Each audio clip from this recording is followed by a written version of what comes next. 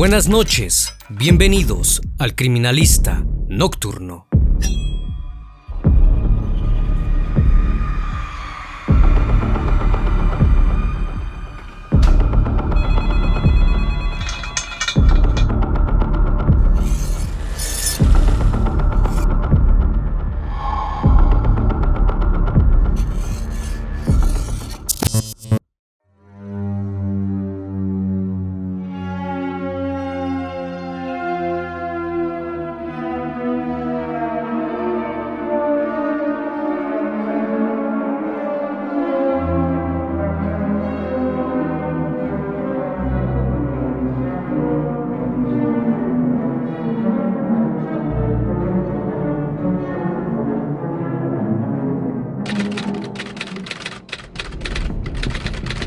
Riverview está ubicado en el condado de Hillsborough, en el estado de Florida. Es una comunidad de clase media, donde los veranos suelen ser muy largos y los inviernos muy cortos. Un lugar perfecto para muchas personas. Además, dicho lugar cuenta con una tasa de baja criminalidad y muy pocas veces un caso logra generar gran trascendencia, aunque en años recientes hubo uno que abarcó las primeras planas de los periódicos y medios de comunicación. 18 de marzo de 2018, 11:43 p.m. Una llamada al 911 de una persona desconocida es recibida en la oficina del sheriff del condado de Hillsborough. De fondo se logra escuchar la desesperación de una mujer, la cual no para de pedir ayuda. Durante la llamada, le dice al despachador del 911 que le dispararon. Este a su vez le pregunta dónde se encuentra. La persona que llamó le contesta una dirección parcial, 1234. De pronto se percibe la voz de un hombre que está gritando Alá Akbar. La mujer desesperada y asustada le dice lo siento mucho, Ronnie, acompañado de fuertes gritos. Se puede escuchar a un hombre desconocido en el fondo diciendo ella me asesinó. En instantes el mismo sujeto comienza a decirle a un vecino que no salga y que llame al 911 de inmediato.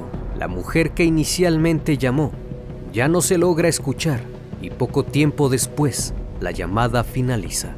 Cuando el reloj marcó las 11:51 de la noche, una nueva llamada al número de emergencias fue recibida en la oficina del sheriff. Esta vez se trataba de un hombre. En cuanto el operador de la línea contestó la llamada, la persona al otro lado dijo que lo acababan de atacar unos demonios blancos, uno de nombre Kike. Aseguró que lo quisieron asesinar y ante eso, él simplemente terminó con ellos. La persona que llamó proporcionó una dirección, Dr. Pike Lake, 13248, en Riverview. El operador le preguntó que si la persona que se llamaba Kike intentó atacarlo. Él respondió que sí, que había intentado asesinarlo, y luego de eso la llamada telefónica se perdió. 2 minutos antes de que esta llamada fuera efectuada, a las 11:49, los oficiales de patrulla llegaron al lugar de donde había llamado la chica. Al descender del vehículo, encontraron a una mujer de color, acostada en el patio delantero de la residencia, ubicada en Dr. Pike Lake, 13246, en Riverview, Florida. Al verla comenzaron a prestarle ayuda y al poco tiempo el cuerpo de bomberos del condado de Hillsborough también llegó al lugar para continuar con la asistencia médica a la víctima. Mientras todo esto ocurría, observaron que de la nada algo que parecía ser un incendio había comenzado dentro de la residencia ubicada a un lado en la casa, en el 13248, de donde había salido la segunda llamada a emergencias. Al ver la actividad del fuego, los bomberos y la policía dirigieron su atención a dicha residencia y trataron de ingresar, pero al no tener éxito forzaron la entrada. De pronto la puerta del garage de la casa se abrió automáticamente y un hombre de color caminó hacia ellos. Los agentes le dieron varias órdenes para que se detuviera y se tirara al suelo, y al sentirse confrontados por este sujeto y luego de ser ignorados por él, los agentes se vieron en la necesidad de accionar sus pistolas Taser, la cual dispara 2 dardos que contienen electrodos, produciendo una descarga, que son capaces de incapacitar a un individuo. Una vez que lo sometieron, fue llevado a la parte trasera del vehículo de la policía, y es ahí cuando comenzó a decir Alá Akbar, o Dios es grande en árabe. Cuando los bomberos ingresaban a la casa afectada por el incendio de las sombras, un joven afroamericano salió de entre el humo. Este había sufrido quemaduras y tenía múltiples heridas producidas por un arma punzocortante. Rápidamente fue sacado y el personal médico lo auxilió de inmediato. Cuando el joven se recuperó del shock, dijo en voz baja: "Mi padre le disparó a mi madre". Debido a las heridas, el muchacho fue trasladado al Hospital General de Tampa, donde inmediatamente fue sometido a una cirugía por las heridas sufridas. La mujer adulta, que se encontraba frente a la residencia del vecino, fue declarada sin vida en el lugar, aunque esto no fue todo lo que la policía encontró, pues una vez que lograron apagar el fuego, procedieron a revisar la casa en busca de más indicios o sobrevivientes, y es entonces donde una tercera víctima logró ser encontrada. Esta estaba irreconocible a causa del fuego, pero era evidente que se trataba de una joven. Posteriormente, el acusado fue trasladado a la oficina del Distrito Cuarto para una entrevista, donde se negó a rendir declaración. Aún así, los detectives ya lo habían identificado gracias a una billetera que se encontró en el lugar de los hechos, y fue identificado como Ronnie O'Neill, de 29 años de edad, nacido el 27 de julio de 1988. Al momento de su detención, este sujeto estaba cubierto de lo que parecían manchas hemáticas por delante y por detrás de la playera y el pantalón, con salpicaduras incluso en su calzado. También tenía una quemadura en el antebrazo izquierdo y otra, aparentemente en el interior de la pierna derecha del pantalón, y en sus manos tenía algunas ampollas causadas por el fuego, así como abrasiones en la parte superior de los nudillos. Además, se lograba percibir un fuerte olor a gasolina. El historial criminal de Ronnie mencionaba que en el año 2007 había sido acusado por tráfico de estupefacientes, mientras que en los años 2008 y 2019 había sido detenido por posesión de drogas, incluyendo multas por conducir con una licencia suspendida, pero lejos de estos cargos no se encontró ningún reporte de violencia o agresiones. 4 días después del hecho, los médicos estabilizaron al joven, luego de ser tratado por heridas en el cuello y la parte superior del cuerpo, así como la exposición de sus intestinos debido al ataque. Le dijo a la policía que se llamaba Ronnie O'Neill, hijo del sospechoso, además que la persona encontrada en el patio de su vecino era su madre Kenyatta Barron, conocida como Kiki, de 34 años, y que la pequeña que se encontraba al interior de la casa era su hermana, llamada Ronnie Bella, aunque todavía faltaba confirmar por la oficina del médico forense de Hillsborough si se trataba de esta. Días posteriores, el niño dijo a los investigadores que el día del ataque sus padres estaban hablando acerca de Dios y su progenitor comenzó a gritar Alá Akbar. Después de unos minutos se fueron a acostar. Su madre entró a su habitación y le mencionó algo sobre la escuela. Luego salió y después escuchó algunos ruidos. Al asomarse, vio a su padre con una escopeta que guardaban debajo de la cama. Su madre corrió al armario a esconderse. Entonces él le disparó. La mujer, estando herida, salió corriendo antes de que le pudiera dar otro disparo. El joven se espantó y corrió también, pero ambos olvidaron a su hermana, que se encontraba en la misma habitación con sus progenitores. Ella no pudo gritar, pues tenía parálisis cerebral y no podía hablar. Además que había sido diagnosticada con autismo. Cuando su padre salió, fue al garage y tomó un hacha para atacar a su hermana, mientras él se escondió en la cocina. Pero segundos después, el hombre lo encontró, tomó un cuchillo y lo atacó. Las últimas palabras que le dijo su padre fueron: no digas nada y repite, Dios es mi padre. Después de eso no supo nada más, pues luego de las heridas perdió el conocimiento. Por su parte, el acusado se negó a rendir su declaración.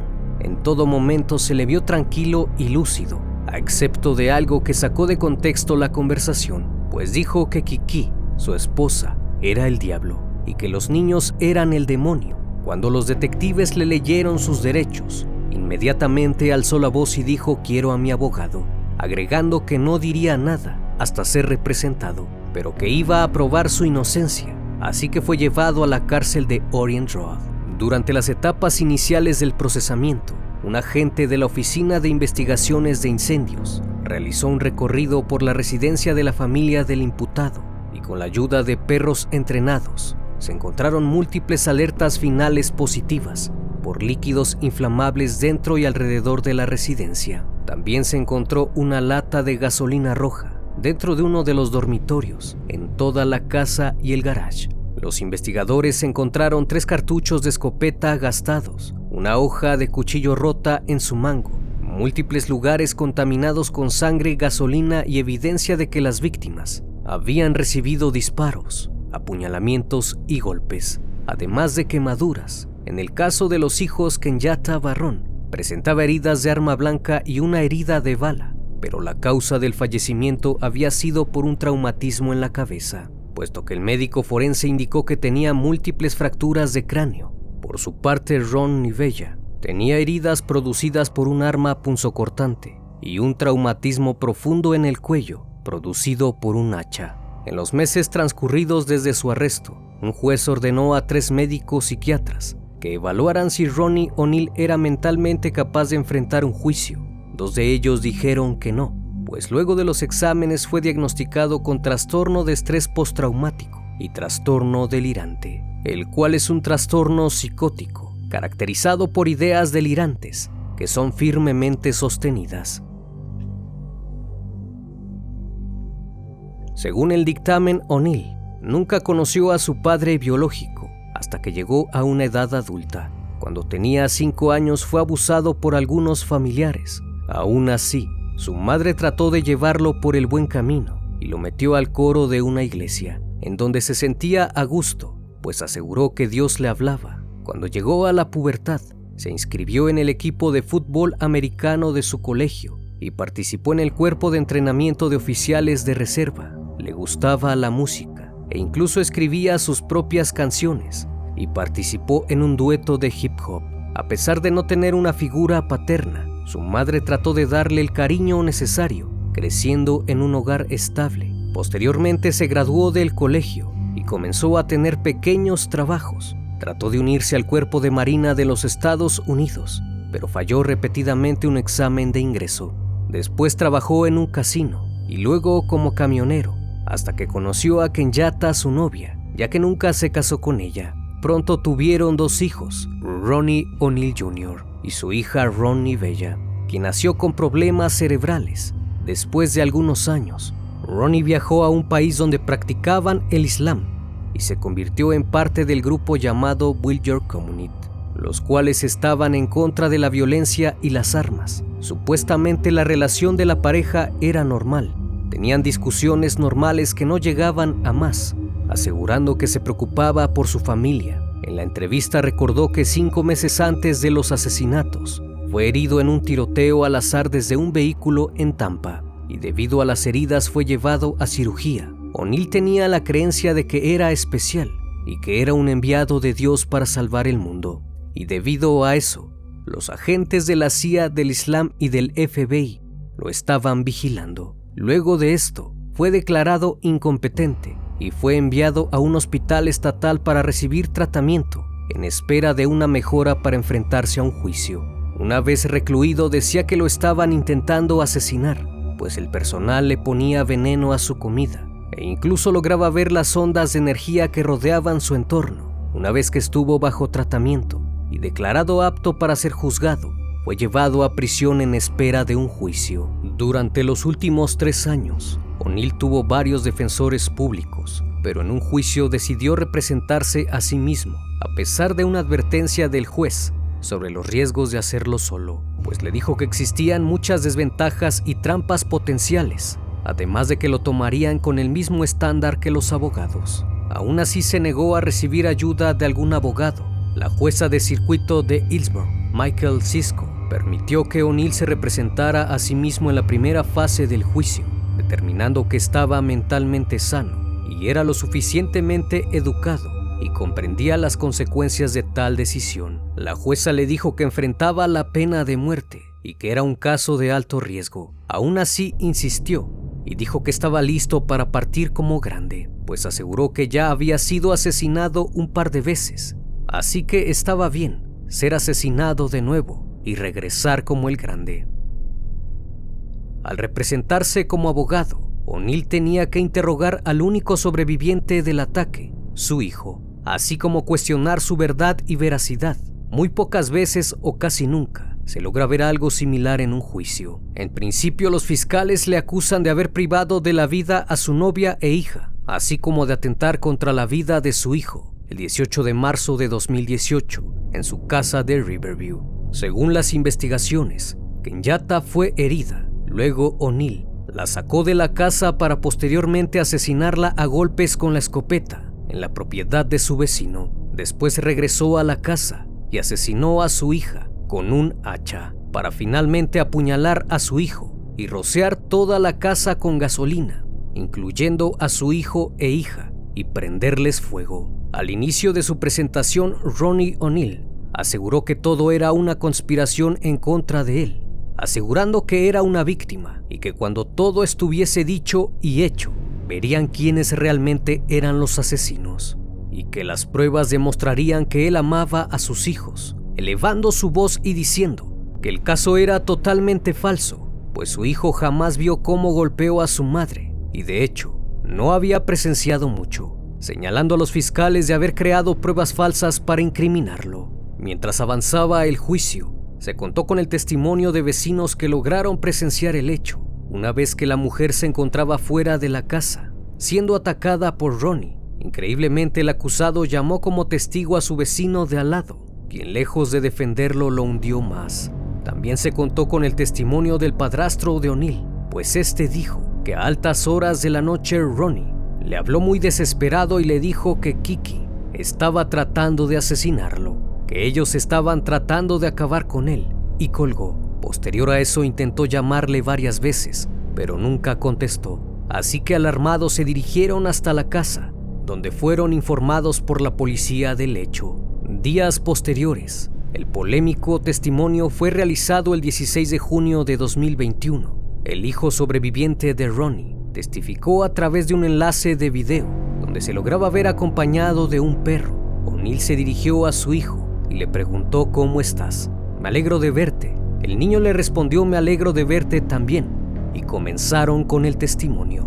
El chico les dijo a los miembros del jurado que su padre era el responsable del asesinato de su madre y su hermana, además de ser el responsable de herirlo a él, pues el día de los hechos, luego de que sus padres acabaran de discutir, fue a ver qué estaba pasando. Luego vio a su padre sosteniendo una escopeta y a su madre corriendo hacia la habitación de Ronnie Bella para esconderse en el armario. Al notar que el joven estaba ahí, O'Neill le dijo que caminara y dijera las palabras Alá Akbar, y después le dijo que asesinara a su madre. Según el testimonio del niño, O'Neill luego lo obligó a sostener la escopeta con él mientras disparaba, pero no está claro si la bala que dispararon realmente alcanzó a Kenyatta o si ella recibió un disparo después de eso, pero se sabe que estaba herida en el brazo, pues en la llamada al 911 le dijo a la operadora que le habían disparado y al fondo se escuchaba la voz de O'Neill gritándole y ella estaba intentando calmarlo. Después el chico dijo que su padre echó a su madre fuera de la casa y la golpeó con la escopeta. Los fiscales del caso, en testimonio separado, indicaron que Kenyatta fue golpeada con tanta fuerza que la escopeta se había roto en pedazos y el cañón se había doblado. Una vez hecho esto, su padre regresó a la casa y tomó un hacha en la mano y arrastró a su hermana al dormitorio principal antes de golpearla en la parte posterior de la cabeza con el hacha. El joven dijo recordar cómo vio que sus ojos se hicieron blancos luego del golpe y que había sangre por todas partes. Una vez consumado el asesinato, su padre prendió fuego a un trozo de papel y trató de prenderle fuego a él, pero corrió a la cocina e intentó escapar. Sin embargo, lo alcanzó y su papá tomó un cuchillo y lo hirió en varias ocasiones, no sin antes decirle que Dios era su padre. Después de que su progenitor lo apuñaló, prendió fuego a la casa y salió de ahí. Seguido de eso perdió el conocimiento y no fue hasta que sintió el calor y el fuego quemándolo que reaccionó y logró ponerse en pie, saliendo gravemente herido, donde fue encontrado por la policía, quienes pensaron que lo habían apuñalado tan brutalmente, al grado de que sus intestinos estaban colgando. O'Neill de inmediato refutó el testimonio de su hijo, confrontando al niño con acusaciones de que su testimonio no coincidía con sus declaraciones anteriores, pues cuando su padre le preguntó si lo había visto golpear a su madre, dijo que no. Después le cuestionó si lo había visto dispararle, y el muchacho dijo que no, de alguna manera sintiéndose intimidado por su progenitor. Pero cuando le preguntó si lo había lastimado la noche del incidente, Ronnie no retrocedió y dijo: sí, me apuñalaste. Después del impactante testimonio del joven, O'Neill trató de defenderse y admitió que sí asesinó a Kenyatta, pero aseguró que solo lo hizo porque ella había atacado a sus hijos, viéndose obligado a privarle de la vida, pero en defensa propia. Además, acusó a la policía de alterar el lugar de investigación y de fabricar pruebas en el caso que no existían. Ronnie O'Neill, que se representaba a sí mismo como un defensor público, afirmó que la evidencia de la fiscalía era una de las más viciosas, mentirosas, inventadas y ficticias del gobierno que jamás haya visto. Sosteniendo su inocencia, levantó nuevamente la voz. Afirmó que podría parecer que estaba solo, pero que estaba respaldado por un Dios poderoso. Luego de 3 semanas de un intenso juicio, un juez del condado de Hillsborough condenó a Ronnie O'Neill a 3 cadenas perpetuas consecutivas, lo que significa que pasará el resto de su vida en prisión, sin posibilidad de libertad condicional. Finalmente, en el juicio, O'Neill se enfureció y levantó su voz diciendo: no me arrepiento por algo que no hice, y no me arrepiento por las cosas que hice. Por su parte, la jueza dijo que este era el peor caso que había visto en sus más de 16 años de trabajo en cuanto a los hechos, pues no hay forma de que una persona con algún sentimiento pueda haber presenciado o visto las fotos de lo que ocurrió esa noche y no ser perseguida por el resto de su vida. Concluyó con su mensaje diciendo a Ronnie que si hubiese seguido por el buen camino, hubiera sido un excelente abogado. O'Neill se mostró frío y sin sentimientos al escuchar el veredicto, y no se sabe qué motivó a este sujeto a hacer lo que hizo. Los investigadores creen que la discusión se originó luego de sus intentos fallidos de convertir a su familia al Islam. En cuanto al pequeño Ronnie, el 25 de noviembre de 2019, el niño fue adoptado por un detective de la oficina de Hillsborough, pues luego de una visita al hospital, el muchacho lo tomó de la mano y le pidió si se podía quedar a ver una película con él. El oficial le dijo que no podía porque tenía que trabajar y esa noche tenía una cita con su esposa. Sin embargo, el detective llamó a su mujer y le dijo que si en lugar de la cita podían ver una película con el chico, y ella accedió. A partir de entonces, se unió a la familia de Mike y Daniel, junto con sus 5 hijos, quienes lo recibieron con los brazos abiertos. Un caso sin duda devastador que desafía la razón humana. Como siempre, es un placer que me acompañen esta noche. Si aún no estás suscrito, te invito a que lo hagas y seas parte de esta gran comunidad, donde cada semana son presentados casos inimaginables que pasan en la vida real. Esto es El Criminalista Nocturno. Hasta la próxima emisión. Buenas noches.